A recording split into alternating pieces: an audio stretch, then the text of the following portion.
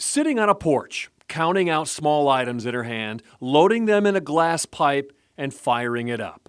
A minute later, the same woman gets up with the white stuff in the plastic bag, moves to a nearby porch, sets out a syringe, and starts preparing the next batch. She drops the syringe, picks it off the ground, and continues the process right in the open at Dixie and Hill. An intersection like none other, according to my analysis of LMPD's crime tracker, with 26 arrests here over the past 6 months, almost all for drugs, like cocaine, heroin, and meth. That's because people like these two stand out along the road for hours every day advertising their goods, disappearing between these two houses when a customer arrives. Then the customer emerges a minute later, counting items in the palm of his hand. Business is so good, he comes back again an hour later and comes back out checking the apparent purchase in his hand. Similar activity at this house goes all day with wrapped plastic bags containing something white, then continues well into the night. Dozens of people going in and coming back out after spending a couple of minutes inside.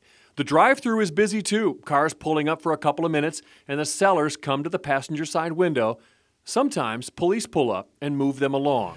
How difficult is this to observe? I'm videotaping the same things others can see, just sitting in a car here at the intersection. Day or night, point a camera in any direction, and you see what life is really like here at Dixie and Hill. It's a place where police park or patrol constantly. When they leave, these people open the back hatch of their vehicle, trying to sell what appear to be handguns, flashing in the streetlights. It's a place where prostitution flourishes. Women know where to stand so cops don't see them, but the customers can. It's a place where hand-to-hand transactions from parking lots to sidewalks are nonstop. It's a place where flashing lights are continuous too. These lights catch my eye. On November 20th, a car pulled over in the Rallies lot. 2 more patrol cars arrive for backup. The people inside are searched, hands on the car. Then police spend several minutes searching the car. After police pull away, I ask the driver what happened. They coming from the opposite side, but they watched us ride past and then turned around and went behind us. And then used that as excuse to pull us over that my plate wasn't laminated. According to the citation, he was charged with having a non-illuminated license plate, suspended driver's license, and no insurance. He doesn't understand why he was searched for that. They looking for stuff that ain't even in there. You know what I mean? They looking for stuff that they trying to find something, reaching, trying to find anything they can. What'd they say to you when they were doing that? They was just like, we about to search the car.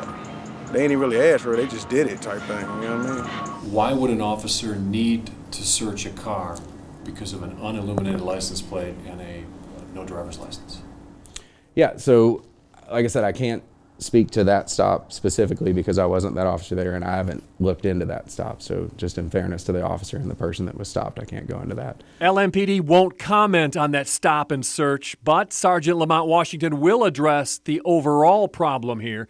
He says there's no easy answer and you can't police your way out of situations like this. It's an intricate dance because you don't want to police that area so heavy that people don't feel comfortable going to that area, that it's a hassle, right? But you also don't want people to feel comfortable turning tricks in a parking lot of a gas station, doing a hand-to-hand transaction. Back at Dixie and Hill, the woman I videotaped at the beginning of this report doesn't want to talk.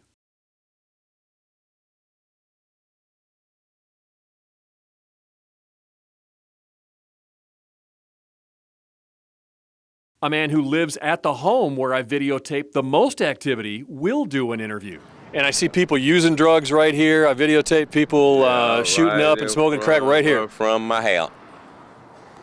I don't even know nothing about it. Most times sleep. The people standing out in front of here, though, selling drugs, do you know them? No.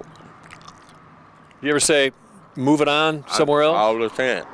All the time? It don't do no good. It come right back.